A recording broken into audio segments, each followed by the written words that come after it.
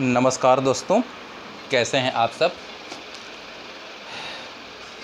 बीच में कुछ दिनों तक हम वीडियो पोस्ट नहीं कर पाए व्यक्तिगत कारणों के चलते, उसके लिए हम क्षमा चाहते हैं आपसे। और आज से हमारी कोशिश रहेगी कि रेगुलर हम एक वीडियो पोस्ट करें जो लीगल अवेयरनेस और इंडियन हिस्ट्री से संबंधित रहेगी। इसके अलावा भी जो भी करंट टॉपिक्स रहेंगे, बर्निंग टॉपिक्स जो यूपीएससी चाहे स्टेट लेवल के जो भी पीसीएस एग्ज़ाम्स हैं, चाहे जुडिशरी के लिए जो लड़के प्रिपरेशन कर रहे हैं, उससे संबंधित जो भी हॉट टॉपिक्स रहेंगे, बर्निंग टॉपिक्स, उसके लेके जो भी वीडियो होगा रेगुलर आपके लिए हम पोस्ट करते रहेंगे। तो आज जैसा कि 18 जुलाई और आज के दिन प्रेसिडेंशियल इलेक्शन भी होने वाला है। 10 बजे से स्टार्ट हो जाएगा आपका राष्ट्रपति के लिए जो भी उनके नामांकन के लिए जो भी वोटिंग जो है, इलेक्शन जो है। और हो सकता है मेरे वीडियो के पोस्ट होने तक आपका सुबह 10 बजे से शाम को 5 बजे तक ये इलेक्शन आपका जो है आज का टाइमिंग है। तो मेरे इस वीडियो के पोस्ट होने तक आपका वोटिंग स्टार्ट भी हो चुका रहेगा। तो आज के वीडियो में हम डिस्कशन करने वाले हैं प्रेसिडेंट के बारे में, राष्ट्रपति। ये बहुत ही इम्पोर्टेंट टॉपिक है और बहुत ही इजी है, लेकिन अगर नहीं समझ पाएंगे तो आपको महीनों लग जाएंगे समझने में, क्योंकि मेन जो है इनका जो वोटिंग का जो प्रोसेस है बहुत थोड़ा सा ट्रिकी है, वो आपको समझना पड़ेगा और मैं बहुत ही ईजिली समझाने की कोशिश करूँगा। तो राष्ट्रपति से संबंधित जो भी आपके प्रोविज़न्स हैं वो आर्टिकल 52 से लेकर आर्टिकल 74 तक आपका इंडियन कॉन्स्टिट्यूशन में मेंशन है, आपको पढ़ने को मिलेगा। पार्ट 5 जो एग्जीक्यूटिव पावर्स हैं दी एग्जीक्यूटिव, इसमें आपका प्रेसिडेंट के बारे में डिटेल्स में पूरा दिया गया है। तो क्या कहता है आर्टिकल 52 राष्ट्रपति के बारे में? राष्ट्रपति के बारे में आर्टिकल 52 ये कहता है कि there shall be a president of India. Shall be a president of India ये दर्शाता है कि भारत में जो राष्ट्रपति का पद है वो कभी भी खाली नहीं जाएगा, एक सेकंड के लिए भी ये खाली नहीं होगा।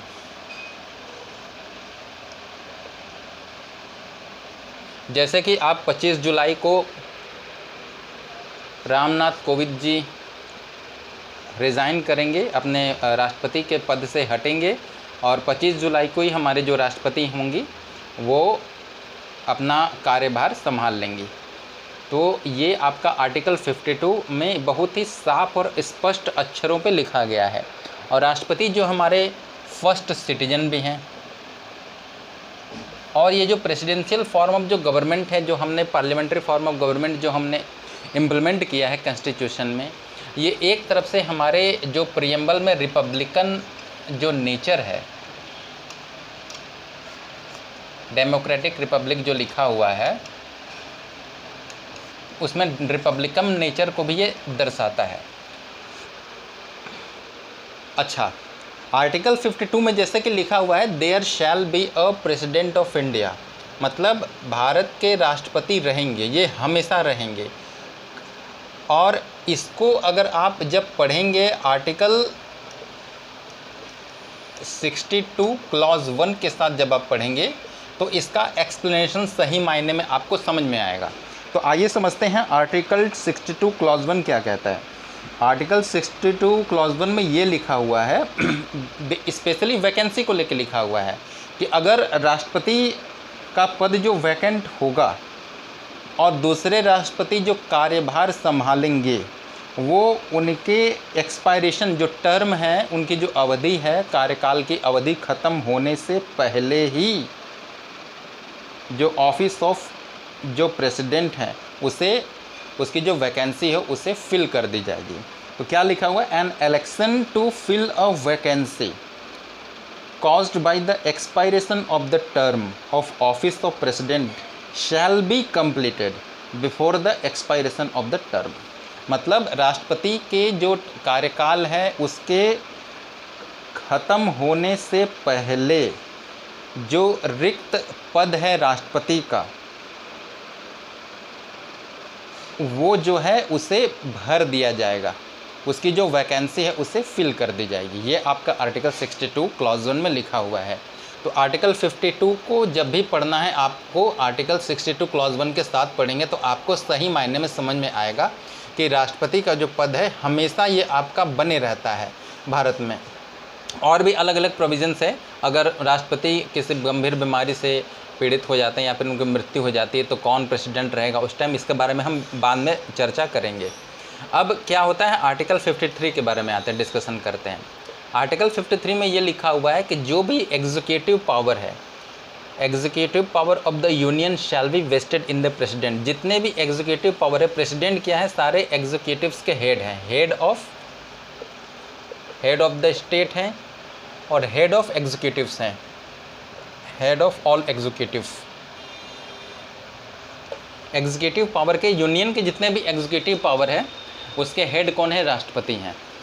तो अब ये 53 को जब आपको समझना है तो सबसे पहले ये समझना है आपको इसके लिए extent of executive power of union कहाँ तक है। तो इसके लिए आपको आर्टिकल 73 को पढ़ना पड़ेगा। जब आप आर्टिकल 73 को पढ़ेंगे उसमें क्या दिया हुआ है, एक्सटेंट ऑफ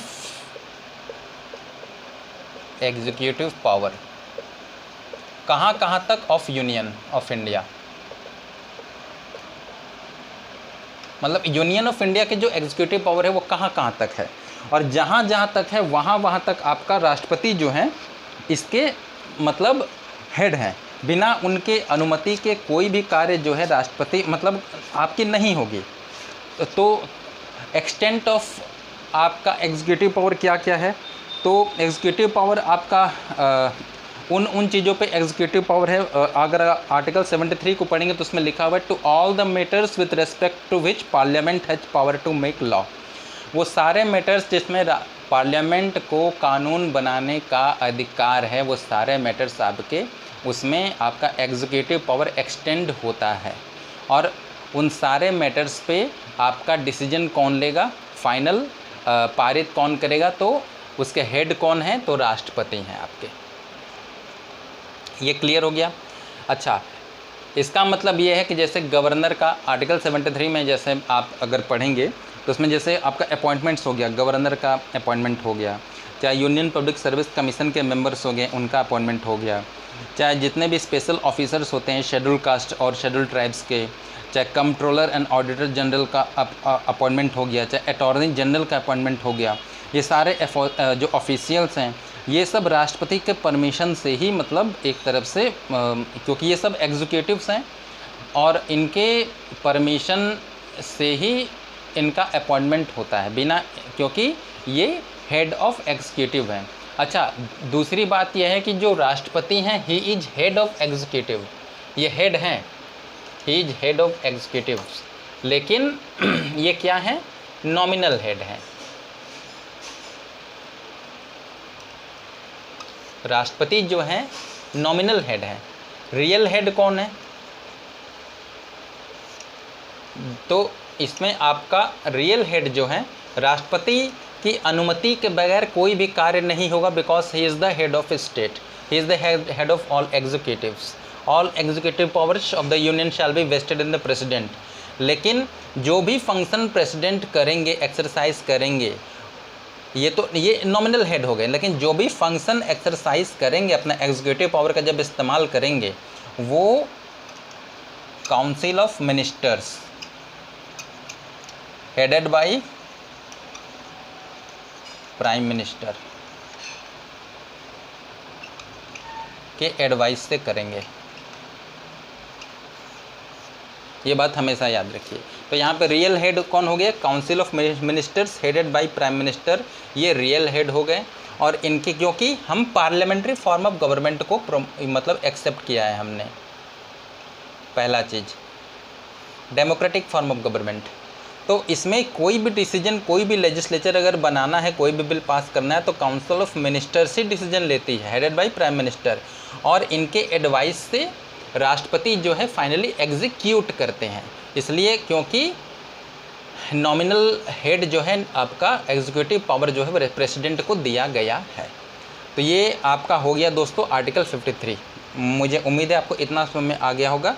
अब समझते हैं आर्टिकल 54 के बारे में। आर्टिकल 54 में ये दिया गया है कि राष्ट्रपति का चुनाव में कौन कौन लोग हिस्सा लेंगे, उनके निर्वाचन में कौन कौन लोग हिस्सा लेंगे। तो राष्ट्रपति के चुनाव में एक कॉलेजियम सिस्टम होता है, कॉलेजियम सिस्टम इसे कहा जाता है। और उसमें जो मेंबर्स होते हैं वो कौन कौन मेंबर्स होते हैं, elected members of both houses of parliament, मतलब जो इलेक्टेड मेंबर्स हैं लोकसभा एंड राज्यसभा के इलेक्टेड मेंबर्स,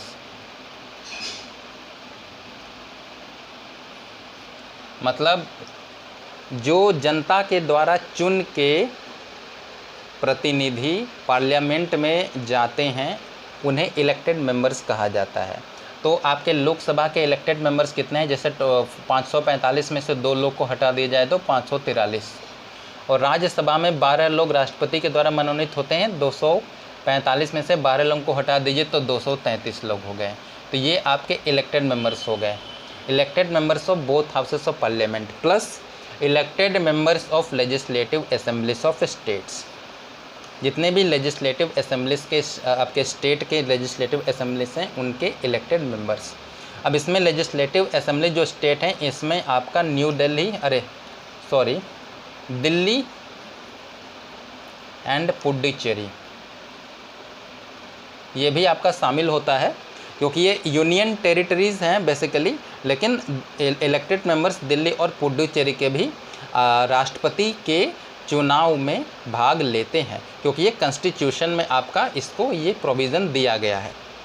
तो दोस्तों ये हो गया आपका राष्ट्रपति के चुनाव से संबंधित आज का पहला वीडियो। बाकी ये वीडियो काफ़ी लंबा जाएगा, आपको ये वीडियो कैसा लगा हमें ज़रूर बताइएगा। छोटा वीडियो है और उम्मीद करता हूँ आपको वीडियो समझ में आया होगा, आपको पसंद आएगा, लाइक कीजिएगा। कोई चीज़ समझ में नहीं आया तो मुझे ज़रूर बताइएगा। मिलते हैं इस दूसरे वीडियो में कल इसी के सेकंड पार्ट में। तब तक के लिए इजाज़त दीजिए, नमस्कार।